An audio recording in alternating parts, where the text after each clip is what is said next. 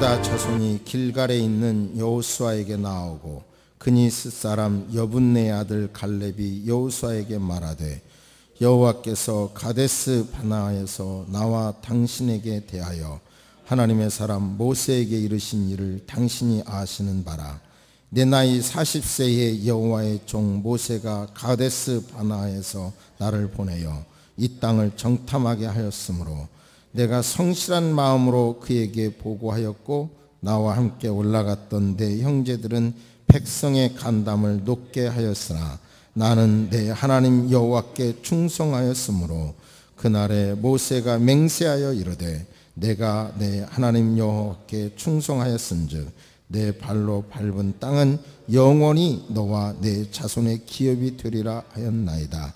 이제 보소서, 여호와께서 이 말씀을 모세에게 이르신 때로부터 이스라엘이 광야에서 방황한 이 45년 동안을 여호와께서 말씀하신 대로 나를 생존하게 하셨나이다. 오늘 내가 85세로되 모세가 나를 보내던 날과 같이 오늘도 내가 여전히 강건하니 내 힘이 그때나 지금이나 같아서 싸움에나 출입이 감당할 수 있으니 그날에 여호와께서 말씀하신 이 산지를 지금 내게 주소서. 당신도 그날에 들으셨거니와 그곳에는 아낙 사람이 있고 그 성읍들은 크고 견고할지라도 여호와께서 나와 함께 하시면 내가 여호와께서 말씀하신 그대로 그들을 쫓아내리이다 하니 아멘. 하나님께서는 리더, 지도자를 통해서 이 땅에 하나님의 나라를 이루어 가십니다. 그런데 그 지도자 한 사람으로서 하나님의 뜻을 이 땅에 실현할 수는 없고요. 그 지도자 밑에서 또는 지도자 옆에서 도와주는 협력자가 있을 때 그 지도자를 통해서 하나님의 나라가 이루어질 수 있는 것입니다. 오늘 본문 안에는 정말 탁월한 지도자가 있었고 그 지도자를 돕는 중간 지도자, 두 번째 지도자가 있었기 때문에 나라가 어려움 없이 안정된 사례인데요. 특별히 6월 달에 어제 우리가 현충일을 보냈는데 오늘 설교 속에서는 갈렙에 대한 신앙을 말씀드리면서 우리 역사 속에 나타난 이런 인물들을 두 명을 소개하면서 우리는 어떻게 살 것인지, 어떻게 신앙생활 하실 것인지에 대해서 하나님의 음성을 듣게 되기를 축복합니다. 이순신 장군, 우리나라 역사 전체를 놓고 보면 정말 대단한 분이죠. 임진왜란 때 조선 조정이 보여준 실망스러운 행적 가운데 손꼽히는 것이 이순신 대신 원균을 통제사로 임명한 것이죠. 이 잘못된 인선으로 결국 조선은 7,000량의 대참패를 얻게 되죠. 이순신은 파직되고 말았습니다. 파직된 원인을 다시 한번 정리해 보니까 크게 세 가지예요. 말하자면 일본의 반간계, 그리고 또 조선 내부의 당파 문제, 그리고 그 당시 임금인 선조의 지나친 병적인 권위, 자신의 권위를 위협한다고까지 생각해서 이순신을 정적으로 생각을 했기 때문에 일어난 그런 현상이라고 생각합니다. 마침내 의금부도사를 보내 이순신을 잡아오게 하고 원균을 전라병사에서 통제사로 임명하여 한산도에 부임하게 합니다. 그러나 여전히 임금은 소문을 의심하여 남이신을 한산도에 보내서 사정을 알아보도록 합니다. 그런데 성균 사성 남이신이 전라도에 들어가자 많은 군인과 백성들이 길을 막고 이순신의 억울함을 호소합니다. 그러나 남이신은 이러한 사실을 사실대로 보고하지 않고 임금에게 갓도 기요마사가 바닷 가운데 있는 섬에 7일 동안 머물러 있었다고 하니 만약 우리 군대가 그때 출동하였더라면 그를 잡을 수 있었는데 이순신이 지체하는 바람에 때를 놓쳤습니다 라고 그렇게 보고합니다. 이순신이 감옥에 갇히자 임금은 대신들에게 이순신의 죄를 논하라고, 그래서 죽이려고요, 죄를 논하라고 했지만 그래도 정탁이라고 하는 판중추 부사라고 하는 정탁만이 이순신은 명장이니 죽이면 안 된다고 말합니다. 감옥에 갇혔을 때 제가 이번에 다시 한번 쭉 이순신에 관한 글을 읽으면서요, 옥리가 이순신 형의 아들 이분에게 뇌물을 주면 처벌을 면할 수 있다 이렇게 말을 해요. 뇌물을 주라고. 그러자 이순신은 죽으면 죽는 것이다, 어찌 잘못된 방법으로 살아남으려 할 수 있느냐 하고 조카를 혼을 냅니다. 이순신의 노모가 아들이 감옥에 갇혔다는 소리를 듣고 걱정하고 두려워하다가 죽음까지 맞이하게 됩니다. 그러나 전쟁에 계속 치니까 그 유명한 대로 백의종군, 그러니까 계급 없이 벼슬 없이 전쟁에 참여하게 되죠. 그래서 다시 전세를 뒤집는데 마지막 1598년 노량해전에서 이제 이순신이 순국을 하게 되잖아요. 근데 여기에서 이제 순국하는 장면을 보면 이순신이 갑옷도 입지 않았고요, 갑옷도 입지 않았고, 그리고 다른 전장터에는 가족을 데려간 적이 없는데 이때는 가족을 데려갔대요. 그리고 함대를 책임지는 장군인데도 배 끝선머리에 서 있어서 있는 이런 상황을 봐서 자살이라고 하는 주장이 많습니다. 제가 이 자료를 찾기 위해서 최근에 한 해군 사관학교 교수의 강의도 인터넷에서 봤는데요, 그분은 자살설이 있지만 결국은 이순신은 장군은 그렇게 죽어야 된다 라고 하는 논리를 여러 가지 이순신과 지인들의 글을 통해서 주장하더라고요. 저는 어떤 것이 정답인지는 모르겠지만 그 당시 정황을 보면 아무리 나라를 구했다 하더라도 아주 높은 인기를 감당하지 못해서 전쟁이 끝난 다음에 조정의 분위기는 이순신을 불러서 죽이려는 분위기였다는 그런 자료는 많더라고요. 죽이려고 했다는. 제가 일본어를 몰라서 정확하게 자료는 찾지 못했는데요, 일본의 전쟁 영웅이 전쟁을 마치고 일본에 돌아오자 전쟁 영웅이라고 치하를 하자 그 자리에서 그분은 나는 저 조선의 이순신의 참 발끝 신발, 우리 언어로 신발끈을 풀기도 감당할 수준이 못 된다고, 그 말에 그 역사가들이 이순신의 업적을 찾았다는 글이 있더라고요.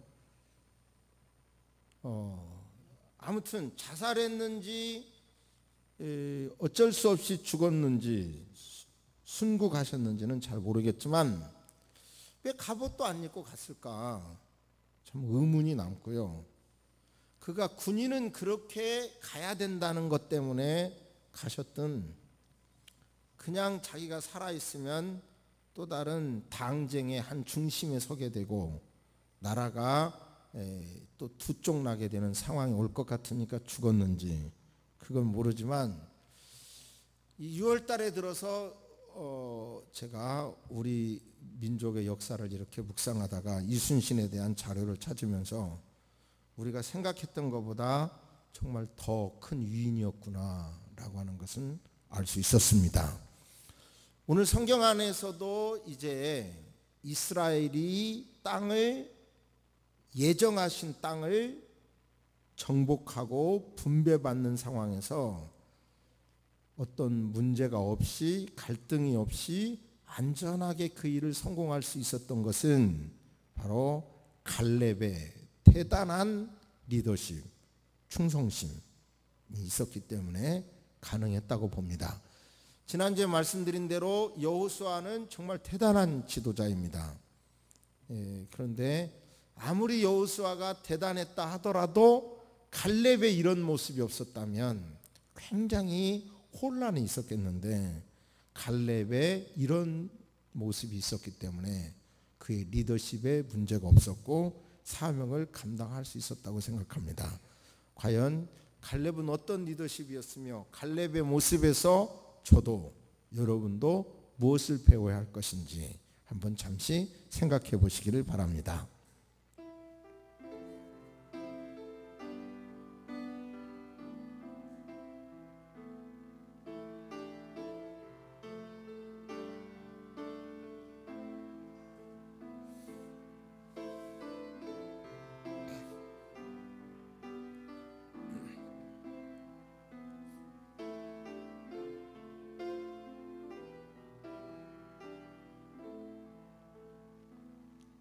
이제 14장 1절에 보면 분배를 말하면서 제사장 엘르아셀과 눈의 아들 여호수아와 이스라엘 자손 지파의 족장들이 분배한 것이니라.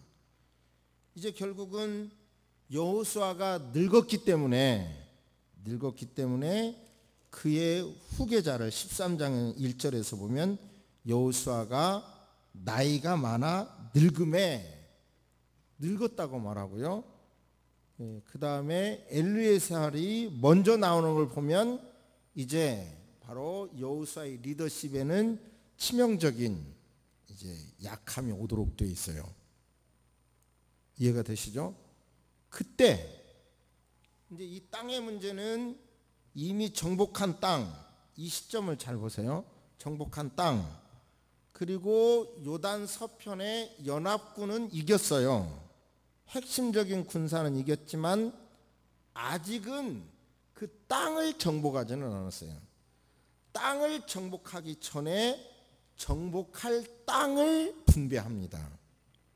그 말이 끝나자마자 갈렙이 여호수아에게 나와서 말을 합니다. 바로 우리 있잖아요. 옛날에 45년 전에 나와 당신이 같이 가데스 바나에서 이 땅에 와서 정탐했잖아요. 그때 다른 사람들은 모든 백성들의 마음이 간담이 높게 만들었지만 나는 하나님의 관점에서 충성스러운 마음으로 성실하게 보고를 했잖아요. 그때 모세가 하나님 여호와께 충성하였은즉 내 발로 밟는 땅은 영원히 너와 내 자손의 기업이 되리라고 허락해 주셨잖아요. 그런데 그 허락을 받은 지 45년 동안 하나님이 여전히 나를 그때나 지금이나 건강하게 지켜주셨습니다. 내가 지금도 그때나 이때나 건강이 있어서 싸움이나 출입을 감당할 수 있으니 이 산지를 내게 주옵소서. 제가 사람의 이름으로 설교 제목을 안 잡는데요. 갈렙의 신앙이 너무 탁월해서 오늘 설교 제목은 갈렙의 신앙이라고 잡았습니다만은 사실은 제가 잡고 싶었던 또 다른 제목이 이 산지를 내게 주소서거든요. 한번 따라서 해보십니다. 이 산지를 내게 주소서. 이 산지를 내게 주소서. 믿음이 있잖아요. 이 산지를 내게 주소서. 그렇게 하자 여호수아가 허락을 했는데요. 이 대목에서 우리가 잘 보셔야 될 것은 이제 어떤 학자도 이렇게 본 적은 없더라고요. 그런데 저는 말씀을 묵상하면서 제 생각이 맞다고 생각해요. 이제 여호수아의 리더십이 굉장히 흔들릴 위기죠. 늙음에 이렇게 하면서 그 다음에 이제 14장에서는 바로 이름부터 두 번째로 내려앉혀 놓잖아요.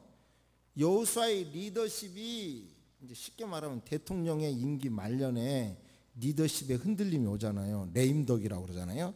그런 레임덕의 위기 상황에서 갈렙이 여호수아에게 가서 모세가 약속한 그 땅을 내게 주소서, 이 산지를 내게 주소서라고 부탁을 하는데, 요청을 하는데, 그 땅이 뭐냐면 그냥 거저 가질 수 있는 땅이 아니라요, 가장 정복하기 힘든 땅이에요. 아낙 자손이 있어서 45년 전에 정탐하러 왔을 때 이 아낙 자손 때문에 두려워 떨었잖아요. 그렇기 때문에 두려움의 떨의 대상인데, 말만 아낙 자손 아무것도 아니에요, 하나님이 함께 하시면 그들이 우리 도시락이에요, 우리의 밥이에요, 이렇게 말한 게 아니라 실제로 실천하는 거예요. 그들이 두려워하고 두려운 존재라 할지라도 이 산지를, 아낙 자손들이 사는 그 산지를 내게 주소서, 이렇게 말을 한 거죠. 그러니까 이미 정복한 땅을 분배받은 사람들에 비하여 아직도 여전히 정복해야 할 땅을 분배받는 사람들이 뭔가 불만을 표출할 그런 위기, 그런 찰나에 가장 정복하기 힘든 이 산지를 내게 주소서 딱 나서니까 그런 불만들이 싹 사라진 거예요. 그리고 여호수아의 입장에서는 불만이 사라졌을 뿐만 아니라 가장 정복하기 어려운 땅을 갈렙이 내가 차지하겠다고 그러니 정말 얼마나 고맙겠어요. 정말 여호수아는 대단한 거죠. 그래서 이제 14장에서는 그렇게 그 아낙 자손들의 땅을 정복한 내용, 그리고 이제 15장까지 그 내용이 계속되는데요.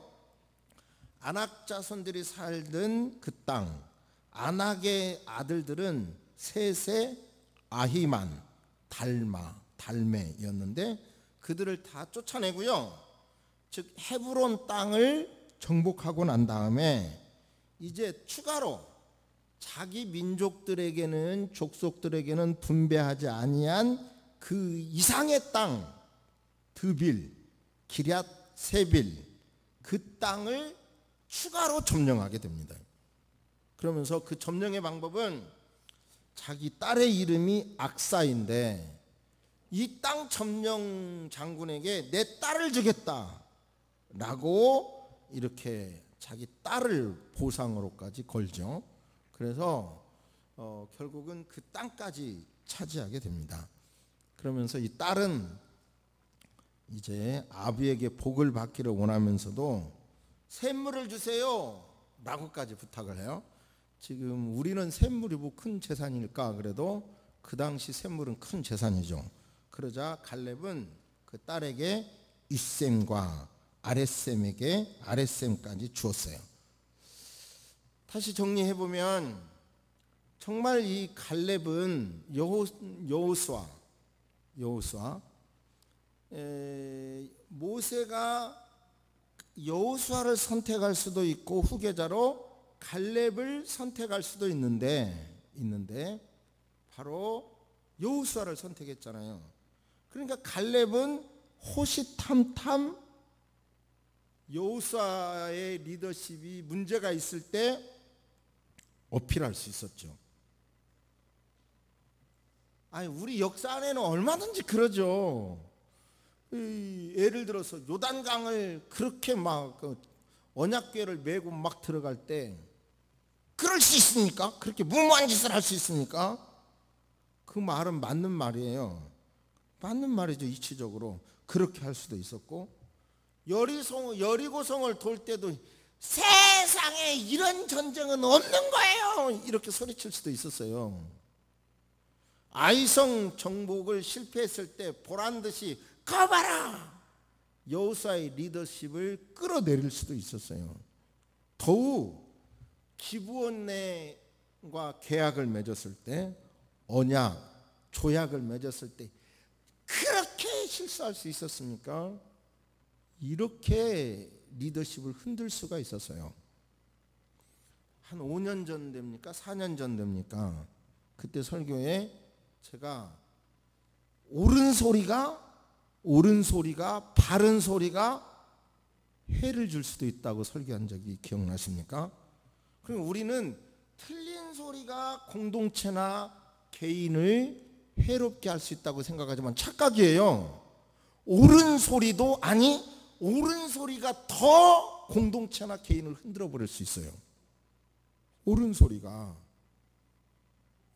저는 그 설교한 뒤로 지금까지도 맞아, 옳은 소리가 흔들 수도 있다는 생각을 해요.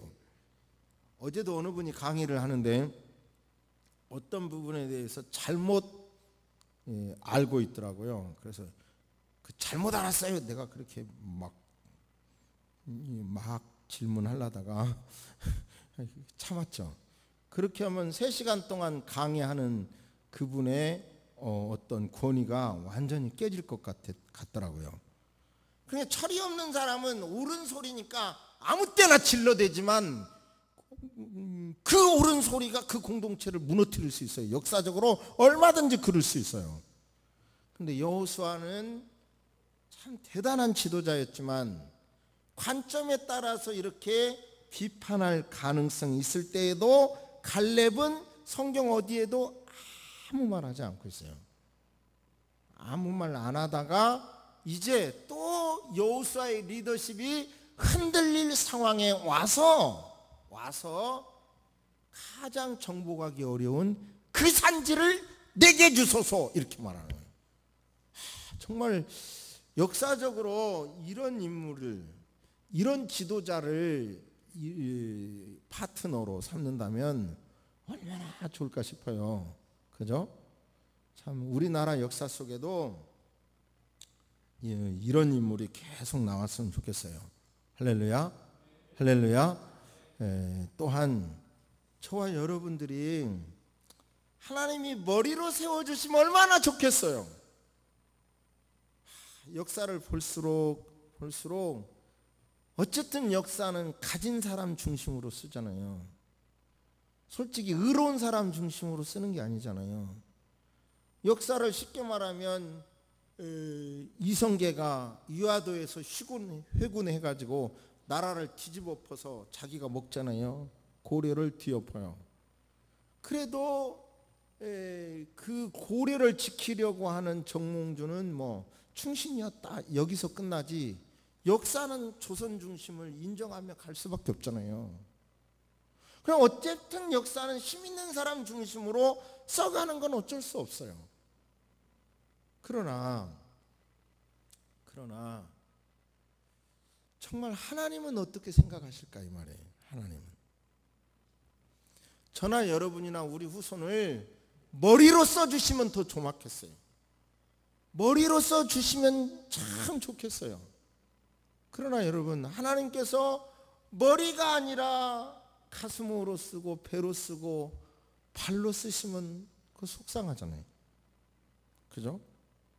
그러면 내가 머리가 아니라고 해서 어떤 교회 내에서도 나를 그 소그룹으로 장으로 세울 때는 이 윽사 열심히 해. 근데 장에서 밀려나면 그 다음에 턱 이제 등 돌려. 얼마든지 있는 얘기잖아요.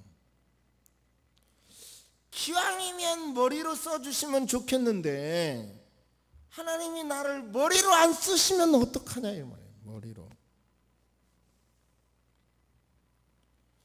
실망을 드려서 죄송합니다만은 저도 내가 왜 인생을 이렇게 살았지?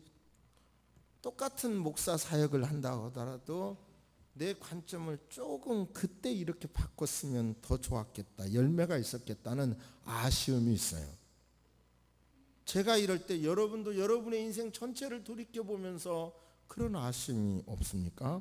다 있으리라고 생각합니다.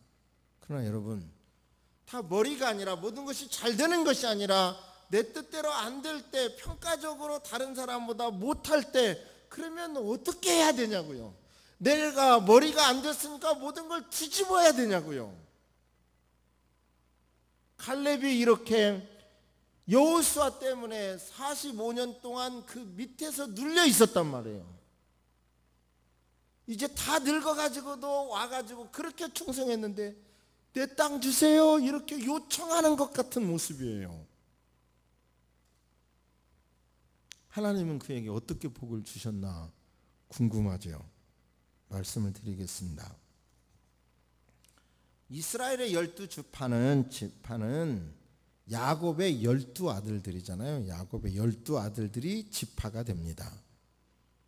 그런데 잘 아시는 대로 일부 일처제가 확립이 안 됐을 때 야곱이 사랑에 빠진 여자는 누구예요? 라헬입니다. 라헬. 그런데 첫날 밤을 딱 지내면서 보니까, 눈 떠 보니까 레아가 아내가 된 거예요. 그래서 어쩔 수 없이 레아와 라헬을 아내로 받게 됩니다. 근데 하나님께서는 공평하셔서 이쁘고 애교 있는 라헬에게는 자식을 안 주셨고, 그 다음에 신랑의 사랑을 받지 못한 레아에게는 자식을 막 쏟아주시죠.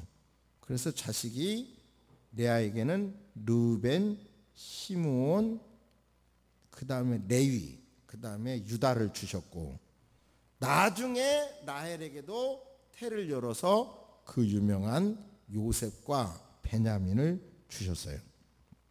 그런데요, 이것도 보면 또 영적으로 기가 막힙니다. 영적으로 뭐냐면요, 죽을 때는 야곱이 자기를 레아의 묘지 옆에 묻어달라고 그래요. 이것은 그의 마음속에 젊은 날 미모에 빠졌어도 그래도 원칙은 큰 마누라라는 걸 인정하는 거예요. 참 대단한 거죠. 그걸 인정을 해요.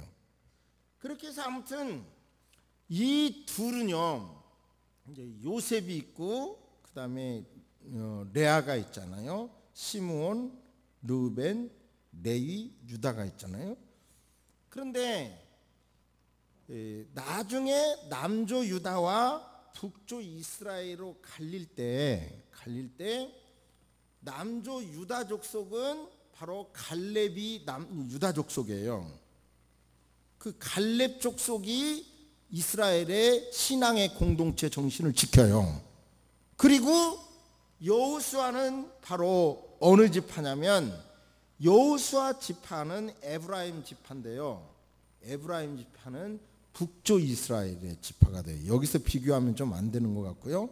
근데 아무튼 갈렙 지파에게 하나님 복을 주셔서 거기에서 다윗이 나오게 하고요, 갈렙 지파가 속한 유다에게서 뭐가 나와요? 그 다음에 남조 유다와 북조 이스라엘이 갈렸을 때 바로 신앙의 전통을 지키는 남조 유다를 지키게 해요. 유다 족속이. 그리고 그 뿌리에서 예수 그리스도가 나오게 되는 거예요. 그러고 보면, 가만히 보면 여기서 이스라엘의 대표적인 인물 중에서 이제 유다가 있고 갈렙이 나오는데, 그 후손 중에서 갈렙의 이런 공로로 인하여 그 뿌리에서 예수님이 나왔다라고, 이거 한 가지만 단정적으로 말할 수는 없지만, 아무튼 갈렙이 생전에는 여호수아에게 밑에서 기었지만 죽은 다음에는 뭐예요? 여호수아보다 훨씬 믿음의 사람이고 뿌리가 됐다, 이런 말이에요. 위로가 되십니까? 위로가 되십니까? 여러분은 그럴지라도 나는 머리가 되고 싶어요, 그런 거지. 그 생각이면 머리도 안 되니까 아멘 하세요. 여러분이 머리가 아닐지라도 2등이라도 충성을 다 할 때, 그 위치에서 충성을 다 할 때 하나님께서 복을 주신다는 것을 믿으시기를 주의 이름으로 축복합니다. 그런 사람에게는 당대에 하나님이 은혜를 안 주실지라도 후대에게 복을 주신다는 것을 믿으시기를 주의 이름으로 축복합니다. 그런 사람에게 이 세상에서 복이 없을지라도 하늘에서 복이 있다는 것을 믿으시기를 주의 이름으로 축복합니다. 그러니까 내가 리더여야만 막 윽사 이게 아니라, 때로는 하나님께서 내가 아무리 노력을 해도 나를 머리로 삼으시지 않으더라도 내가 이 길을 끝까지 가다가 그 길 끝에서 주님 만나시기를 주의 이름으로 축복합니다. 그러니까 내가 1등 아니면 뒤집어 엎으려고 꼭 그런 생각 아니래도요, 내가 꼴등이라 하더라도, 아니 내가 발바닥이 된다 하더라도, 뭐 이렇게 영광받는 얼굴, 귀, 그죠? 코 얼마나 영광받아요. 눈 얼마나 보호받아요. 그런데 발바닥은 얼마나 천대받습니까?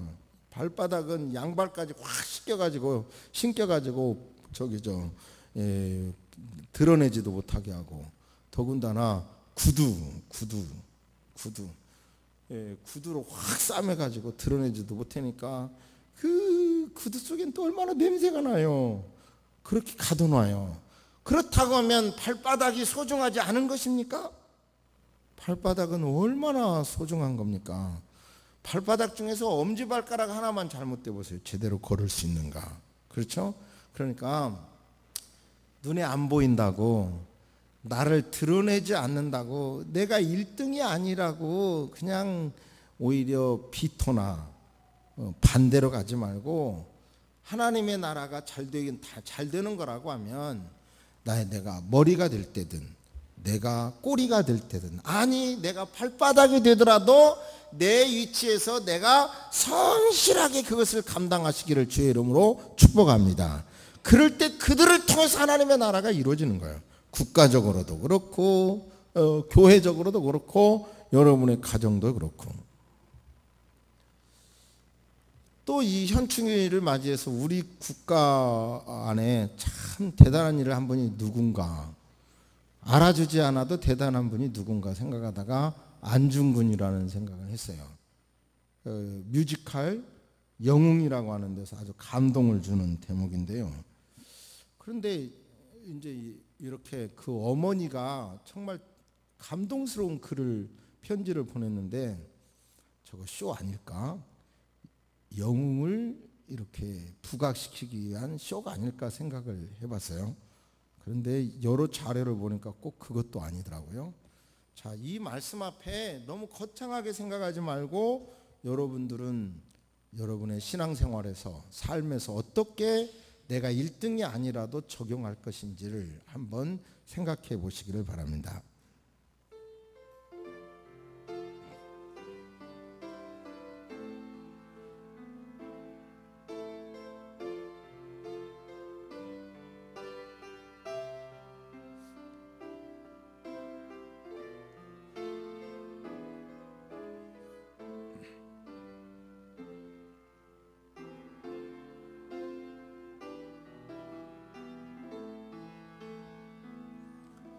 안중근의 어머니 조마리아 여사, 마리아라는 이름을 놓고 봐도 천주교 신자였다는 건 알 수 있겠죠.